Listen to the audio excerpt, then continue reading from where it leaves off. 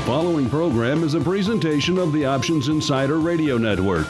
For more programs, visit www.theoptionsinsider.com or search for Options Insider Radio in iTunes.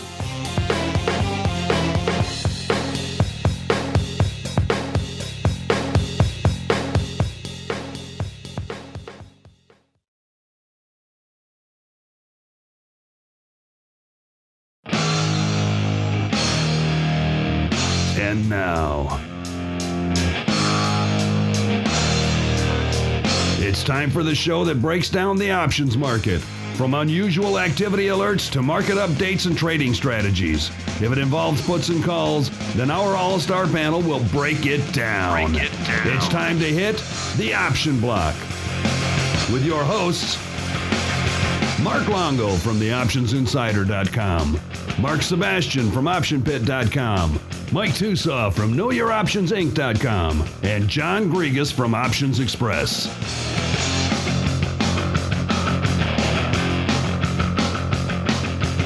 Welcome back to the Options Insider Radio Network and our third edition of the Option Block. We have a lot of interesting stuff on the docket for today, and we are joined by one of our rotating regulars today over at Options Express, Timothy Navabi. Tim, welcome back to the show. Thank you very much. I'm glad to be here. And with that, we will dive right into the trading block.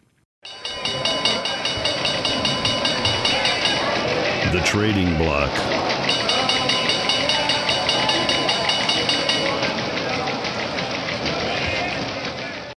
And welcome to the trading block. This is the segment of the show where we discuss some of the things that are currently on our minds and what's trading in the market right now. And there's a lot of interesting back and forth in today's market. Overall, the market, it's trending up on the day. The S&P is up about 13, Dow's up about 125.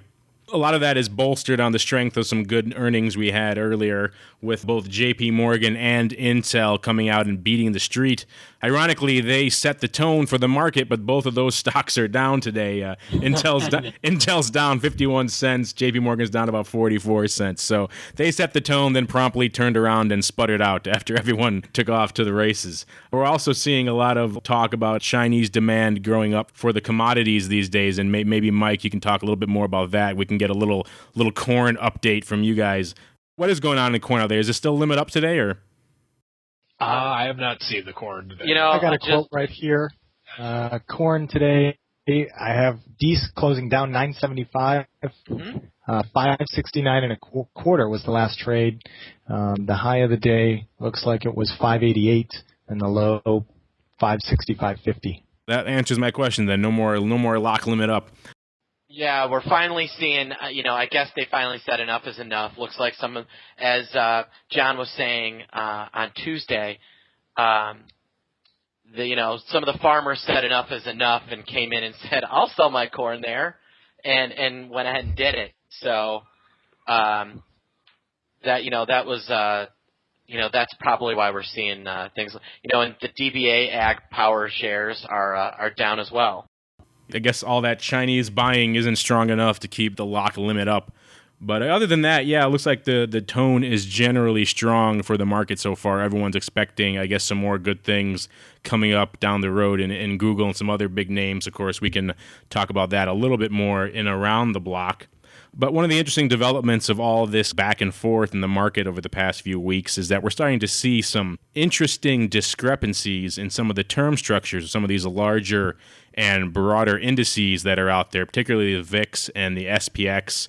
Kind of following up on some of the things we talked about on the last show, which is the VIX term structure is just completely out of whack now. You've got far off months just bit out of control, and then you have people coming in and hammering the front month is down to like, what is it, in 18 range now, 1870, something like that. So we're seeing quite the disparity in the term structure of VIX, and that's not the only one. We're seeing it in SPX as well. And I know you were talking about a little bit about this on the last show. I'm sure you want to follow up on this a little bit. Yeah, it is. I've never seen anything like this, at least as far as I can remember.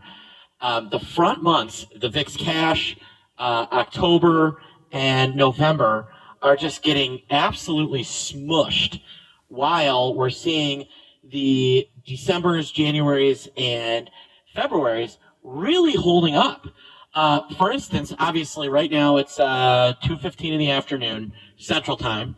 The VIX is trading about 1890, whatever that means. But the October VIX contract, the futures, are trading right around 20 and a quarter. The November contract is trading around, get this spread, all right? So 20 and a quarter, the November contract is trading right around 2340, 2350, right around in that range. And the December contract is trading at around 25 and a half.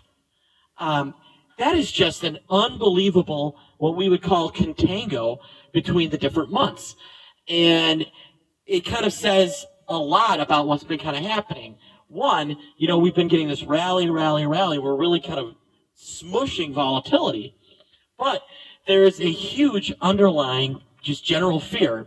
Call it fear of 2008, call it whatever you want. But, this fear that we've seen is just, the kind of back month fear is astounding. The interesting thing, actually, is that it's been relatively correct. If you went, I was just fooling around today during what we call the pit report at Option Pit, and I was talking about how the SPX had moved from kind of the beginning of this rally to where we currently are today. And if you looked at the very front couple months of the VIX contracts, they were underpriced. But if you looked at November and December, if you went from the very, very first day of the rally that we're in to now, the realized volatility from high to low was about 30% over the last 44 days or whatever it is, 43 days. That is right around where the November contract was trading. Now, the front month contract was below that. All right. Next, since we've kind of slowed down, we definitely had a slow period probably middle of the month. The volatility was more near around 23, 24%. Again, higher than the front month VIX contract, but right around where November and December, October, November, December, were trading at the time. So what we found is that, and this just goes to show kind of what a lot of people misinterpret about kind of the VIX and volatility and how volatility, can be used. Short-term volatility isn't really volatility. It's more just kind of sensitivity to price movement. It's kind of the back months that are really the further out stuff that, is trying to really interpret what is long-term happening. This kind of gets into what we were talking about a little bit last show as well, about the talking heads and their fixation on the cash in VIX, and how you see it quoted all day long on CNBC and some of the other people saying, the VIX is trending down, and yet the pros who are trading the futures in the far-off months are bidding this stuff up. So there's definitely a dichotomy of signals between what we're hearing in the mass media and what people are fixating on, and what the retail people coming to our side, a lot of them are coming and asking us about, and what we're seeing in some of the far-off futures markets that really is contrary to what we're hearing. Yeah, I mean, Mike, Tucson, I'm trying to think of it in kind of the best manner. The best way I can think of it is kind of VIX front month is like a VIX cash is reactionary, and VIX, the VIX far out stuff is more actually forward looking. Are you seeing anything similar in some of the different stocks or commodities or anything you guys are looking at over at Know Your Options? Not so much. For the most part, typically with our hedges, we're pretty general in that we're not taking volatility into the equation with our portfolio hedging as much.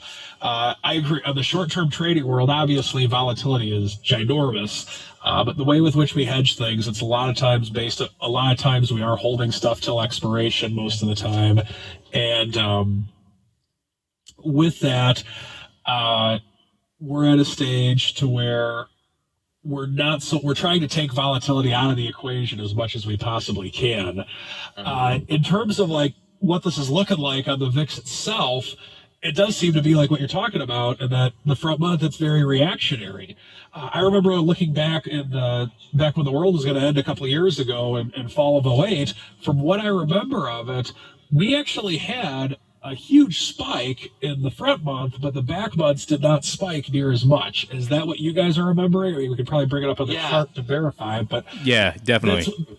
That's what it seemed. And so from that, I remember hearing a lot of the educators out there speaking of that you could use VIX futures as a hedge against your portfolio, and that you go long the front month VIX futures and then short the back month and as a futures spread. And that's kind of could work, but I'm not a fan of it from the standpoint that there's no law that says that the market has to match or have the inverse VIX correlation that always happens on it. I think that's one to where in using VIX as a hedge against the market itself, I'm not a huge fan of it. And I think these discrepancies are evidence from the standpoint that you don't always get the exact correlations that you're looking for with it.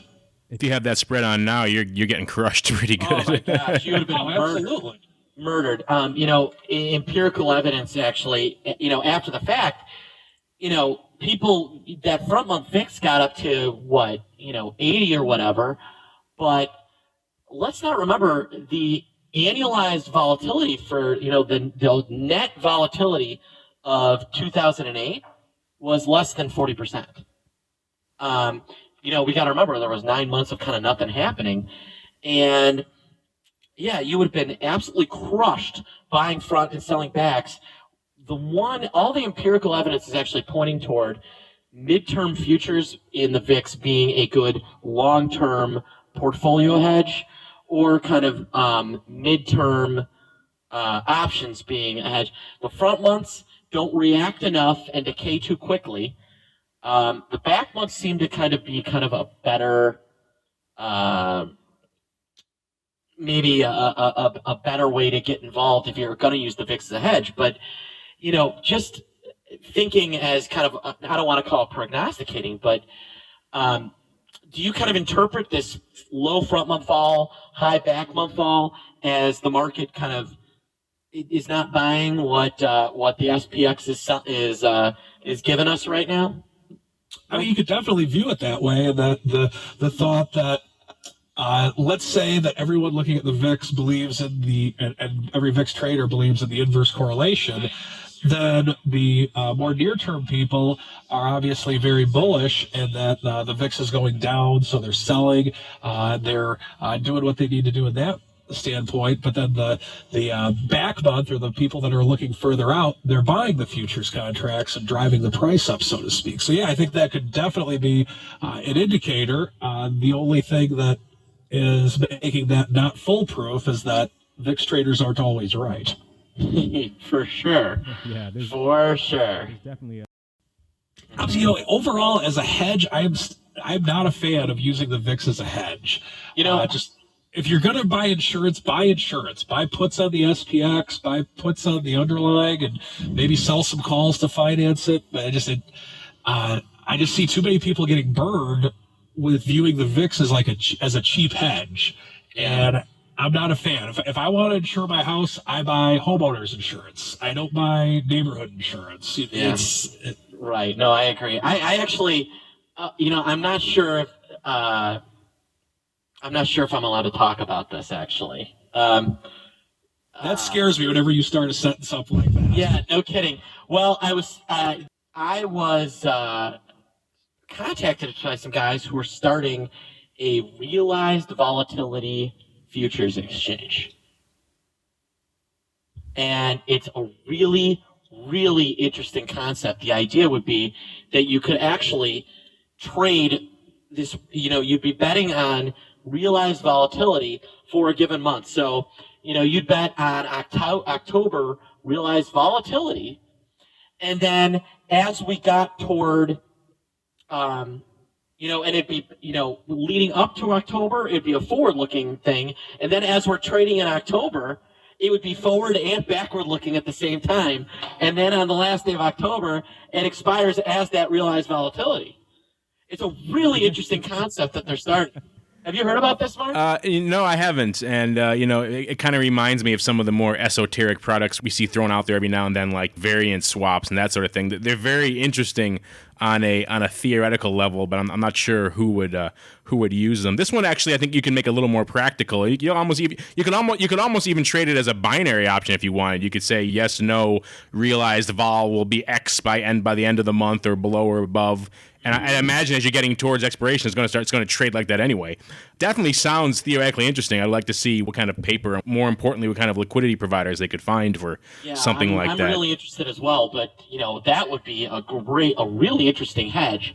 I got a real interesting argument with them, and based on what they were selling, the way they were putting it was that they think that it is a better hedge against an option trade than stock, and not as good a hedge as another option in the same month, if that makes sense. Yeah, that does, because the option in the same month is going to be much more correlated to what you're doing. And right. So that was my interpretation. But you know what? There actually probably is a market if they can get tight enough markets for that. They can get realized vol markets tight as stock markets. What would you go for? The stock that works okay, the realized vol that maybe works better, or if the options aren't there, because a lot of times the options aren't there. I would probably lean towards the realized vol before I jumped into the forward-looking VIX stuff. Absolutely. But I'd definitely be curious to see how something like that unfolds, because I know SIBO, with all its muscle, took them a long time to find a firm willing to step up to the plate and actually make markets in VIX options. I'd be curious to see how another firm would do with finding an actual liquidity provider for these products. Because I hear these things bandied about, and people approach us all the time with fantastic, esoteric, theoretical products until they have some actual meat behind them and someone actually is sitting out there making markets that you can't drive a truck through in these things. Then they have some interesting value. Right. Well, without getting too into it, the sound of these guys is they had an exchange that already bit, and the exchange was really working on it. So it'll be interesting. When it becomes official, I'll we'll talk about it a little more. But I think this was probably, I have to say that we were, what's the right word for nondescript enough that this should be okay. You didn't name any names, so I think exactly. We're good. I'd have to imagine a lot of the other exchanges would be chomping at the bit to get something like that or back something like that. I mean, everyone wants in on the VIX. Look at the ISE's numerous lawsuits to try to get the SPX, and everyone wants in on the VIX bandwagon, so they can do something similar that might actually have more practical utility for the trader. Then that would be huge. Yeah, I just wanted to, sort of jump in with some quotes, because you guys were talking about the back month VIX, and it was trading higher, and kind of what would your game plan be if you decided to go that route, to participate in some of the back month VIX. The options are trading lower. I'm looking at a $20 call on the VIX February expiration. It's a $9 bid, $9.30 ask. That's down 70 cents today. I've got the 2250, 710 by 730. I have that one trading lower by 90 cents. The 24, that's down $1.63. That's 610 by 630. And then the option with the most open interest here, about 25,000, is the 25 strike, the 25 call for February, and that's 550 by 580. Trading lower by 60 cents today. So, I just thought that was pretty interesting how you were talking about the back month's VIX futures trading higher, and what would be some of the opportunities in that trade. So I just wanted to give you some quotes on the calls there. Yeah, that is interesting. Thank you. You're welcome. We're very polite here in the option block. I know we are. Well, what am I supposed to do? Thanks for the info, jerk. Is that what you want to hear? That's what I was expecting. Useful information, and you shove it. All right, and with that note of congeniality, we will dive right into the odd block.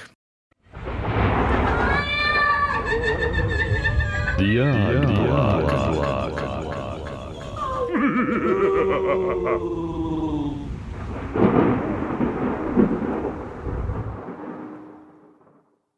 All right, and welcome to the Odd Block. This is where we dive into some of the interesting or unusual options activity that we're seeing on the tape today. And we're going to do a bunch of quick hits today, actually, as opposed to diving into one or two long ones. We're going to start it off with Velasys Communications, VCI. They are trading right now around 37.12, up a buck and change, $1.25. And this one, we saw a pretty decent bullish option trader come in this morning. He bought 3,500 roughly of the December 40 calls, and he sold 3,400 of the December 30 puts. So he put on a 10-point risk reversal there, and he did it for a premium of 45 cents that he paid for it. Got a small delta on it. It's got equivalent of about 177,000 shares on that trade. That one trade alone, this is obviously a very illiquid name, that one trade alone pushed the total volume today up to 6 times the regular average daily volume. And it also, this is another guy who's not taking this off anytime soon, because it also accounts for about 30% of VCI's total open interest right now. So this is a pretty sizable trade. This company is reporting earnings on the 28th. And they're pushing up around their 52-week high. So this guy obviously thinks it's going to be moving higher, even more over the next few weeks. Just out of curiosity, was the any thoughts on that? Maybe this guy was doing it against a short position, converting this basically into a put spread. You know, my thought would be that, you know, maybe this guy, I'm just looking. Maybe this guy was unloading some stock, or is already short and couldn't really take the plane. If you look at a chart on this thing, we're basically at the 52-week high. We're almost on top of it. Yeah, pretty much. And, you know, I'm wondering whether this, and, you know, some of the earnings have been good, as in gap downs, and some have been, as far as this guy, some have been gap downs, some have been gap ups, some have been kind of non-events. You know, again, just goes to show you, we don't know. This very well could be a really bullish trade. At the same time, it could be a relatively bearish trade if the guy has a massive short position. You know, that's why I love chewing these over a little bit, and that's kind of the fun of options activities, that we don't know. Everyone on the panel could have a different idea for what these guys are up to, and that kind of makes it fun, and it makes it fun for the listeners to hear people mull over the different options, pun intended, that these people could be doing. And, you know, the moral of the story is someone usually always has an axe to grind out there somewhere, and just a question of finding what that axe is. I know when I was on the floor, we used to spend a lot of time in the products we were trading building elaborate databases of what the customers were opening and what the customers were closing and who was putting what on. And even at the end of the day, with all that work, you still really have no idea what the other guy on the other end of the phone is doing, unless he's one of these guys who's rolling a spread every month like clockwork. But once you get beyond those few handful of traders out there, you really don't know. So it makes it kind of fun to pontificate, so to speak, on this kind of stuff. Moving on to our next little quick hit, we got CBS, and the ticker symbol, ironically enough, is CBS. And they're trading about unchanged, around $18 today. And we saw a guy come in and pretty much close out a winner and also press his luck by rolling it up to another strike. So we saw a guy came in first off, CBS has been on a bit of a tear lately. It's up almost 40% since August. It's up to trading about $13 in the end of August. Now it's trading roughly 18. So it's had quite a tear. And this guy Other than AFC football. What was that? Must be a big, maybe he's a big fan. AFC football. You know, I think it's the fact that this guy's a big fan of Stephen Colbert and Stewart, or maybe he's a fan of Dora the Explorer. That thing's got to be the latter. There's much more money in that kid stuff. Yeah. He's an AFC. Longo, stop swiping. Longo, stop swiping. A fellow person who has a young kid, I can tell right there. That's the indicator. Judging by all the crap that I've bought, Barney and Wiggles and everything else like that over the past couple of years, there's way more money in this kid stuff than there ever will be in the AFL. Oh yeah, no kidding. If I could go back to college, rather than get into derivatives, I would get into children's book writing, and then I would write a book where I pulled like stuff off the ground, put it in a book, and drew like a bug around it, and then named the bugs different, like scratchy bug, soft bug, and then sell 1 million copies and be rich. The best part about it is that it's writing in the loosest sense of the term. Most of these books have like 10 words of text. Just find someone who can draw a bug, and you're good to go. Exactly. Pictures. I know. It's unbelievable. And getting back to the CBS options real quick, this guy had some good timing. He came in originally back in September 13th, and he bought 4,000 of the OX17s for 35 cents back when the stock was trading $15.70. He dumped them today for $1.10, so he pocketed 75 cents and put about $300,000 in his pocket over the past month or so. He's not done with CBS yet, though. He thinks it's going to keep rallying. So he's also reopened on the Nove 20 strike, 4,000 again, his lucky number, and he picked those up for 25 cents. So he's thinking the CBS rally, the Dora the Explorer money, is going to keep being printed because he wants this sucker to go north of 20 by November expiration. You know, if you like CBS, a better purchase, or not a better, but a similar purchase, you could probably go out and buy the Viacom Class B share, 40 calls, which are closer at the money than the CBS calls, for about the same price. The CBS calls are about $3 out of the money, 20%. The 40 calls are 5% out of the money, and can be purchased for the same price. Just a possible play on on this guy's back. So just a thought there. And then moving on to Dollar Tree stores, DLTR. I know this is one of your longtime favorites, Mark. They're trading around $50.60 right now. Don't you guys buy a lot of your Dollar Tree stuff, right? I mean, the last time I saw you had a lot of Dollar Tree stuff lying around. Anytime I'm throwing a party, when I invite Mike Tusa over the house for a football party, all the silverware, all the plates, all the generic cola, Dollar Tree. Didn't you have some Dollar Tree clothing last time we saw you? Yeah, only my shoes and cell phone belt buckle clip. Yeah, see, I go all the way. Total Dollar Tree with everything. Pants, why not? The whole 9 yards. There you go. Mm-hmm. Yeah, we saw a nice call spread going up. It was a time spread actually with no 45 Fev 50 call spread. Customer came in and sold it for a $2 credit. And I know, Mark, you and I were chatting a little bit before the show, and you were thinking this is pointing to some takeover chatter. Someone wants to get into the dollar store business. Yeah, I was looking at that, and then I spent a little more time, and, it might have been a little bit, I might have jumped the gun. I'm looking, and the open interest on the Nove 45 is about $10,000. The open interest on the Feb 50s also about $10,000, and he did about 5,000 each. So what this guy had done, he was using the November Gamma and selling the Feb Vega and doing kind of a time bull call spread. And it turns out, and the guy was closing that up, and he probably did reasonably well with that trade. If my suspicions are correct, we've seen basically volatility kind of fall a little bit. I'm looking at 90-day vol and 30-day vol. We've seen 90-day vol come in, and at the same time, we've seen the underlying run way up. That is a great, great, great play. If you don't want to do kind of the standard call spread, it's actually a safer bet. So we had two closing winners in a row then. Yeah, closing winner. Good for him. And he's still open on some of this, so my guess is he's just cutting some of that down. Yeah, unlike our last customer there, he's not doubling down on his bets again. He's taking his money and going home. Yeah, well, Dollar Tree has earnings probably during the November cycle. So, it's unconfirmed. It's either, we're not sure. They're going to have earnings somewhere in between that Nov and Feb cycle.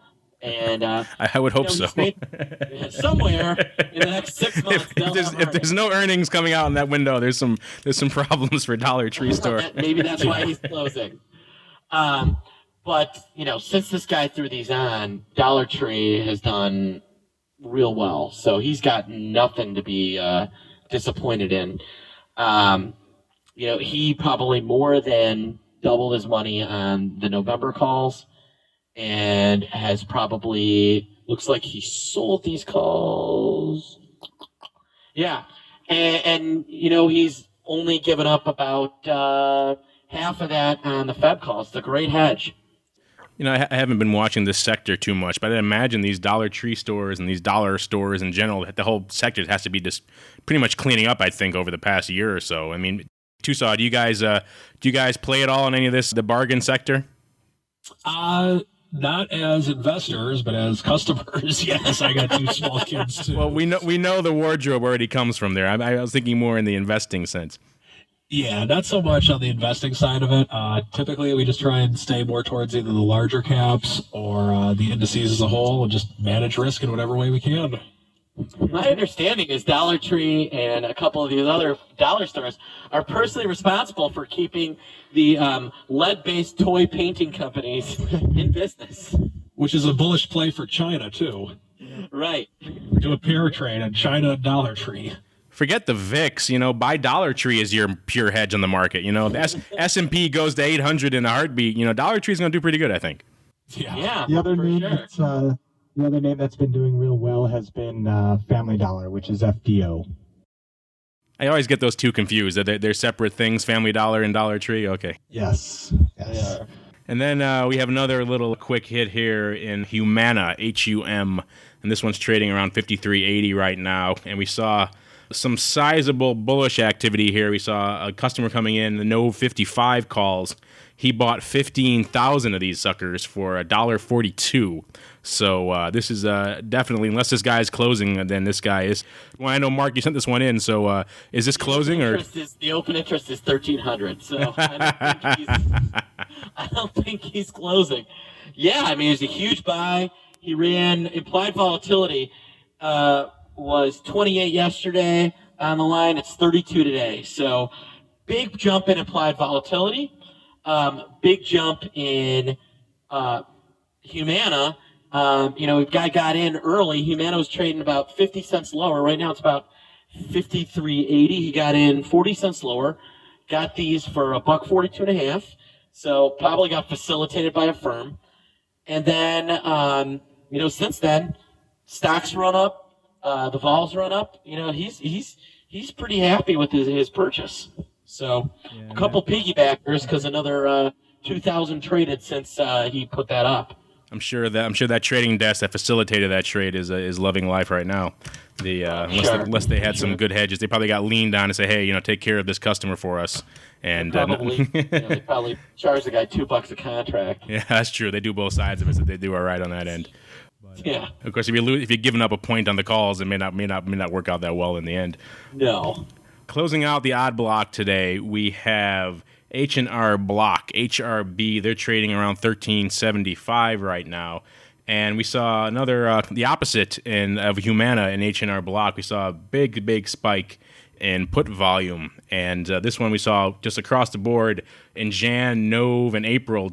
Jan 12 strike, the November 14 strike, and the April 10 strike. We saw size buyers in all of these various strikes. I guess people aren't feeling the love for H&R Block right now.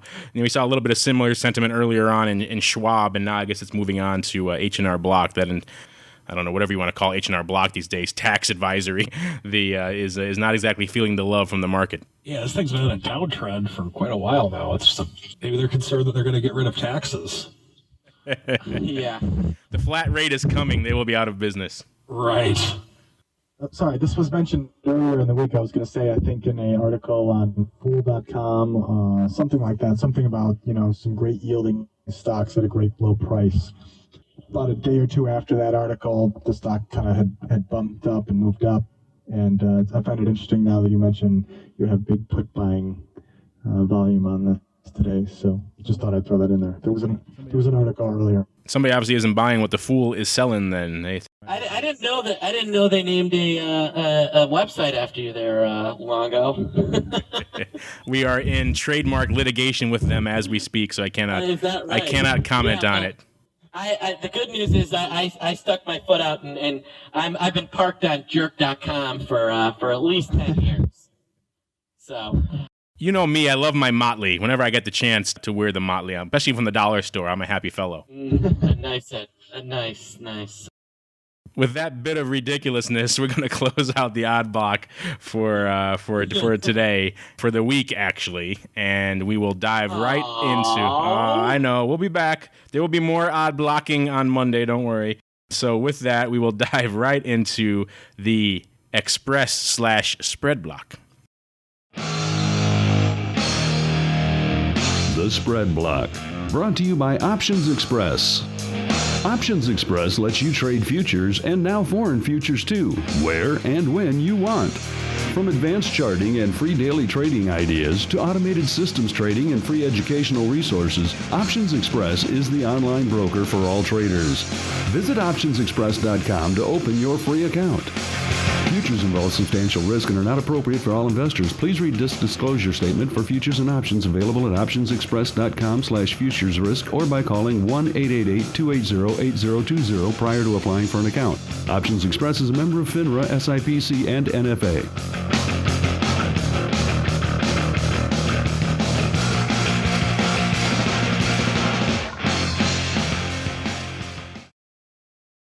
And welcome to the Express/spread block. And this is the segment where we talk to Options Express and see some of the interesting activity they're seeing and some of the interesting questions they're receiving from their user base. So, Tim, I know we talked to John last time, and he said that the grains were lighting up the switchboards over there and that everyone was calling in saying, what's going on with this lock limit up? How do I trade this stuff? Is that still the case over there? And then, if not, what else are you guys seeing over on the OX side? We're not seeing those questions anymore. As we saw earlier, corn is not locked limit up.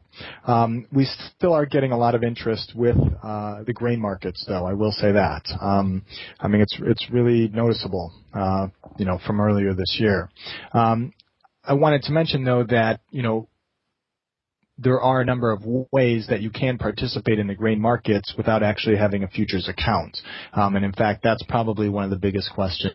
When I let people know or I ask them, do you know you can lose more than your original investment in futures when futures are locked limit? Their first response is no. And all of a sudden they're not really too interested in futures trading anymore.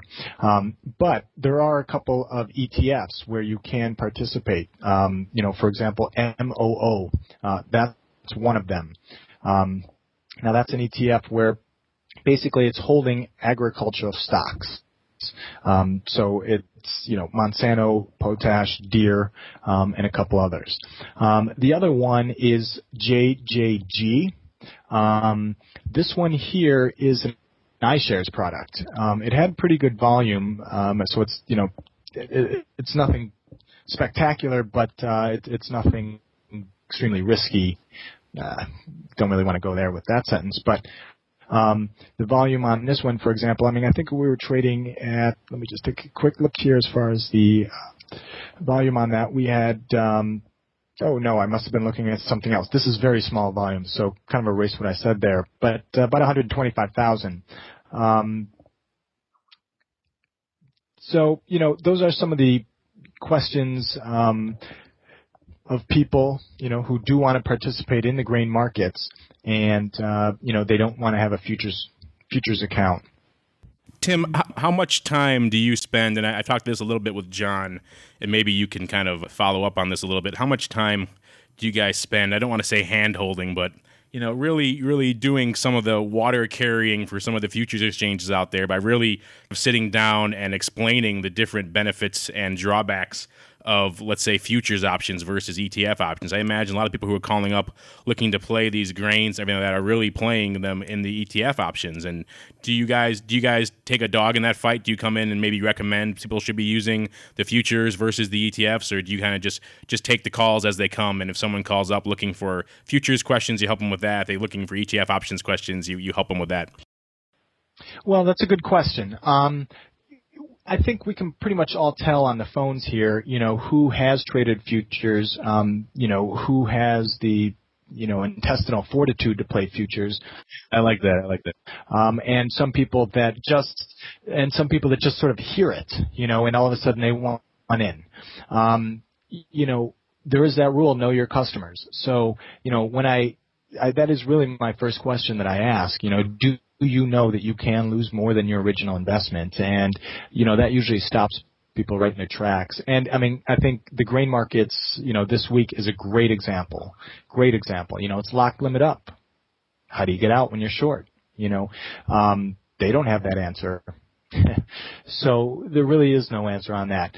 So we do a lot of hand-holding, I will say that, if they need it, if they're very green. We don't really recommend or advise, Go ahead. Oh, sorry. One thing that I really like about the Options Express website is the Education Center. You guys have a ton of material in there on intro to energy futures, intro to stock futures. There's trading webinars. You have a recorded webinar on pretty much every topic you can imagine. I think OX does a great job with educating the masses. And best part about it is that if you don't like it, they always guarantee they'll give you your money back because it's free. Yeah, good point. Maybe it was a couple of years ago with the energies. I think when energies were spiking and we had everyone calling in wanting to trade crude oil futures. And, that's when, the USO was pretty early. So, a lot of us spent time with customers and talking to them about the USO. And, we have a lot of happy customers trading the USO now instead of crude oil futures. So, yes, we definitely have a lot on our site, and if it's futures that's all you want, we've got plenty of webinars and education there, as well as experienced brokers to talk about futures. And if it's just the commodity markets you're interested in, we've got ETFs, we've got some education on ETFs, option strategies on some of these ETFs that, you can also get some information on. And I just wanted to quickly say here, other things that, we see a lot of, people are still very bullish on Apple. A lot of 290 call buying and, everyone's, I guess, thinks the iPad money printing will continue, I guess. I don't know. The thing's hitting 300. What are we hitting? Are we looking at Google prices here? Are we looking at 400 pretty soon? I got cross-eyed looks when I thought they were cheap a couple years ago at 90. People thought I was nuts. Now people are buying them at 300. I kind of think they're nuts. Don't say anything bad about Apple, or the Mac lovers will literally lynch you. It's unbelievable. That's true. They are pretty hardcore. I wrote a negative piece about for the Street.com a few weeks back, and they basically insulted every single thing about me, save the article. That's surprising because the Mac group is usually so level-headed and rational about their products. Well, in between flannel shirts, thick glasses, and berets, they've got a lot of time to write mean things. You know what it is? All that time in the coffee shops, all that caffeine gets them hyped up, and then they have to do something, so they vent their frustration on blogs. Hey, you know what? A master's in fine arts has use. All along. They make excellent baristas, those Mac owners. I'm sure I'll get some calls on this one. If Options Express wants to recuse itself from the Mac bashing, feel free. But I actually broke free of the Apple iPhone prison a while ago, and I feel much better for it. And I don't know what these analysts are saying who are thinking, Apple's taking off. I mean, they're doing well. Obviously, they're selling a bunch of their devices, but Android's looming pretty hard in the rearview mirror there. Yep. Well, I think what it is, it's more international than in the States. It seems like the sales over on the international side of it to where it's kind of like going back in time to where Apple is the big hot thing in a lot of overseas places. But from what I can tell, that's what's driving Apple up more than anything, obviously, with I know it's obviously not the marks on this show that are buying lots of Apple calls these days, but it seems to me it's more the international market that's pushing the company more than anything. Yeah, they did just break into China. I mean, there are supposedly lines in Beijing for the iPhone. Of course, it's $1,000, I think, unlocked there. So I think there's a very, very small group of people there who can afford that. Even in the States, there'd be a small group of people who would buy a $1,000 unlocked phone. But it is interesting. I still kind of am a little bit dubious. And now, hey, Microsoft just launched that Windows Phone 7. That's supposed to actually be pretty good. So, I mean, there's a lot of legitimate competitors on the horizon, whereas 2 or 3 years ago, Apple was it, and iPhone was it. And if you wanted a good smartphone with actual usability, that was where you had to go. Now, I don't know if the picture is as rosy for Apple going forward. No, and I still contend that the iPad is just it's an expensive toy. It's the Betamax of pads. So Is it indeed the Maxi of pads? It's the Maxi of pads. All right, so who else can we offend today? I'll make a note of that one as well, just in case we lose. Okay. But so that with that lovely image, we will move on to the strategy block.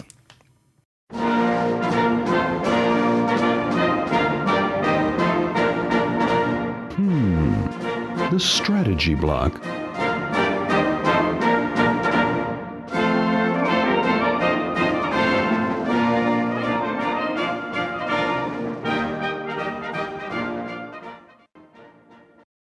And welcome to the strategy block.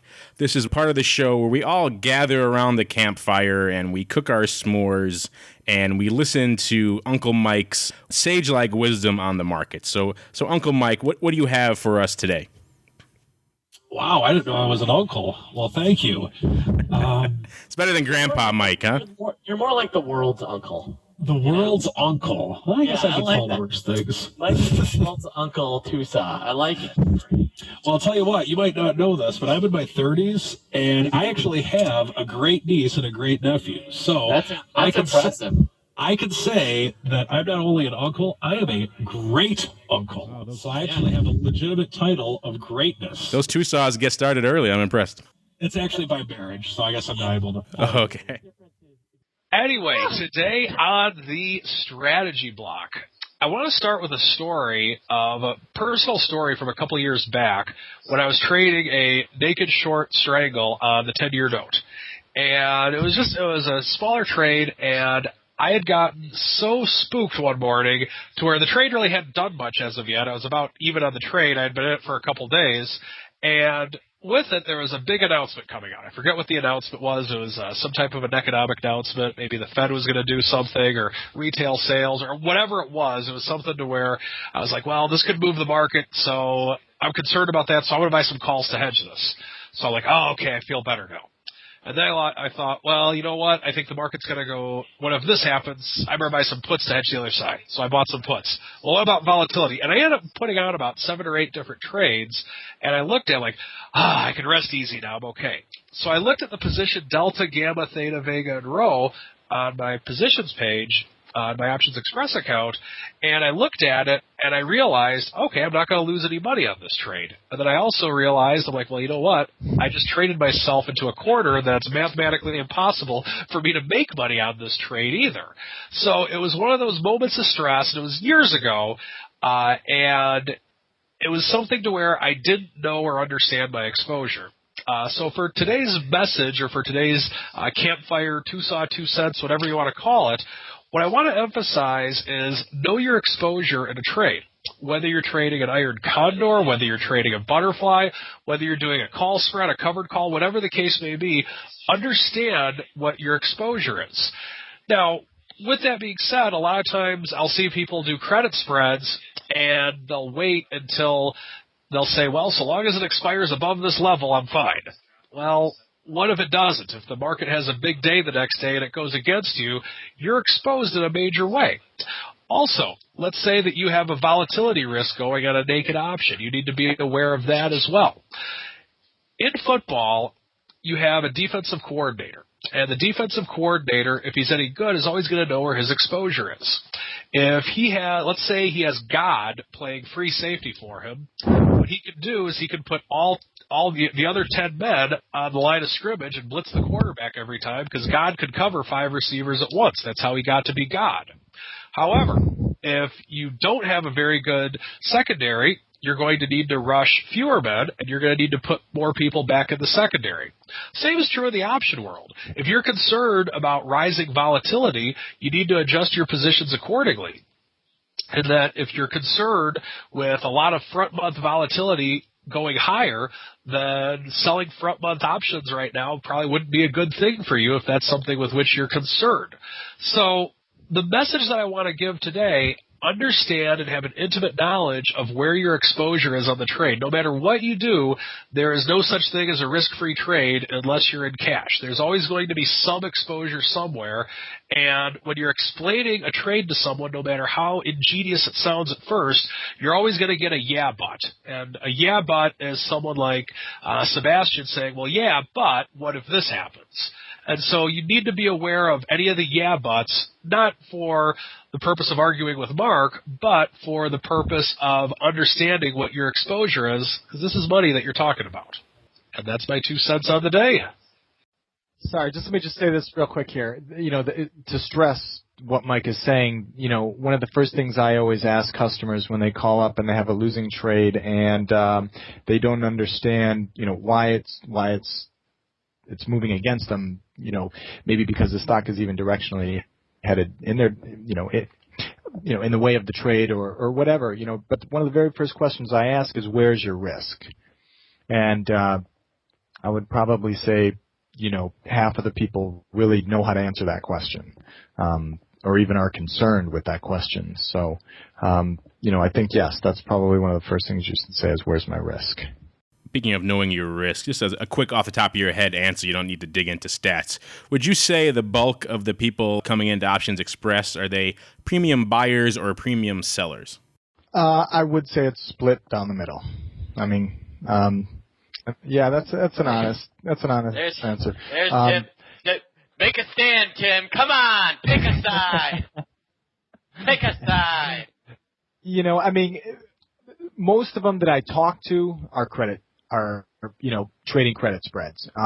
But I think the ones that, I don't talk to very often, and have a tendency to have, more winning trades in their account than losing trades, they're doing just as many debit spreads, if not more, than credit spreads.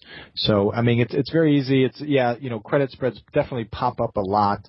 But I know that there's definitely a lot of, individuals that do trade debit spreads. That's surprising to me because I would have assumed the bulk of the people were selling premium, but I think that just probably speaks to the growing reach of options now and bringing in a broader retail base than just the early group of hardcore premium sellers that are, the core options base. I'm not sure about that because, when I do talk to some of the credit spread traders and, they maybe sold a 10-point spread for $1, and I ask, what's your risk? And they, they have trouble answering. They don't know that, their risk is $9. And, when we say, hey, your reward is $1 and you're risking $9, they usually figure it out pretty quick then. Just takes one of them to bite them, then they learn what their risk is pretty quick. All right, and with that, I want to draw a close to this campfire session around Uncle Mike's campfires. The s'mores were delicious, Uncle Mike. The vodka was a little wanting, but we can improve on that for next time. And with that, we will close out the strategy block and move right into Around the Block. Around the Block.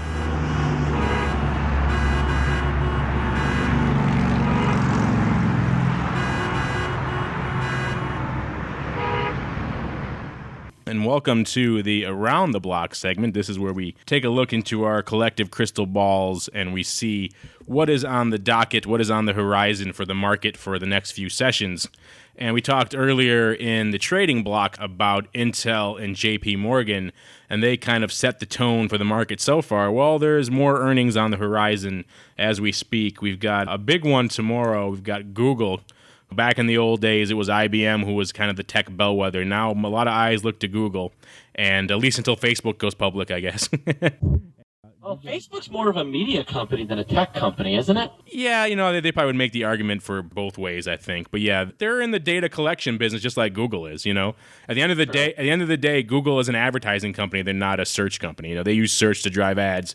At the end of the day, Facebook is an ad company, a data mining company, just like Google is, So they're both taking separate routes to the same end, collecting as much info as they possibly can about you and selling it to the highest bidder with, in the case of Facebook, with some dubious safeguards. Google, the big dog still for the time being, is reporting earnings tomorrow. Then we've got the old school bellwether. We've got GE coming out on Friday, and that'll probably give us more of an insight into some of the durable goods and how those things are holding up, and kind of a more macro sense on the economy. What else are you guys looking at for the next few sessions? Well, there's a lot of economic activity coming out in the rest of this week. We have the PPI, the initial claims, consumer price index, retail sales. So there's a bunch of stuff coming out this week. So it's going to be anything but boring these next few days, in my humble opinion. Couldn't agree more. Yeah, I'm actually really looking at retail sales and business inventories. I'm seeing a lot of paper in some of the retail stocks, and we're starting to see January. Keep an eye, if you guys own or trade retail stocks, keep an eye on the January contract month. That's going to be a really, really good month for contract owners, because it's going to encompass this earnings season, the next few retail announcements, and Christmas season. Christmas season. And so what I'm seeing out there in terms of kind of paper flow is that is really the desirable month for a lot of these retail stock owners to be going after for puts, going after for calls, going after for, strangles, straddles, the whole 9 yards. Interesting. You're seeing a lot of retail put sellers and strangle sellers out in the Jan months on retail, huh? And buyers. Big kind of, guys going in for big hedges. Guy ran up Urban Outfitter vol 5 points today. We've seen Chico's running up, Talbots, you name it. All the AEO, American Eagle. We've got buyouts going. We've got vol across a lot of the major holders, and it's real interesting.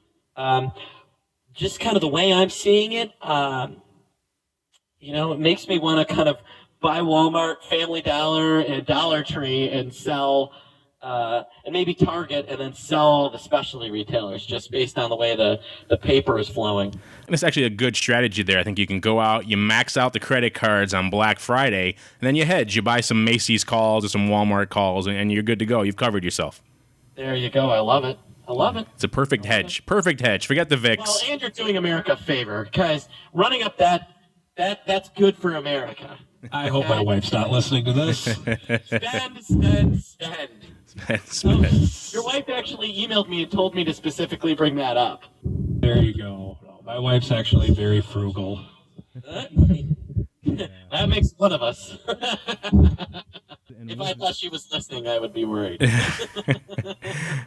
And with that, we will draw this episode of The Option Block to a close. I want to thank everyone for listening and for streaming it off our website and subscribing in iTunes.